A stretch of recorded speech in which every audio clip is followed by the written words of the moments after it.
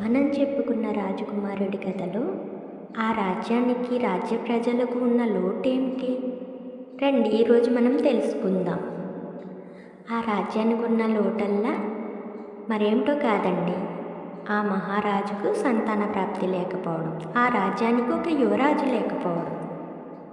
సంతానం కోసం ఆ మహారాజు ఎన్నో నోములు, పూజలు, వ్రతాలు చేయించాడు, యజ్ఞయాగాలను చేశాడు.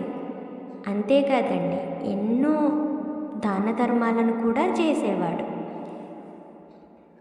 అలా చేస్తూ ఉండగా ఒక రోజున యజ్ఞగుండం నుంచి ఒక దేవతామూర్తి ఆవిర్భవించి, భక్త, నీ భక్తికి మెచ్చాను, ఏం వరం కావాలి కోరుకో అని అడగగా ఆ మహారాజు, తల్లి, నాకు సంతాన ప్రాప్తిని ప్రసాదించు అని అడిగాడు.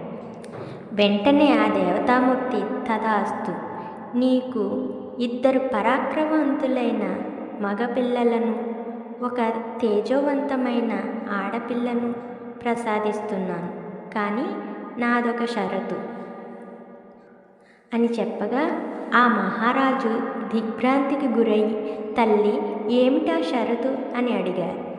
మరి ఆ షరతు ఏమిటో మరుసటి ఎపిసోడ్లో తెలుసుకుందాం, సరేనా?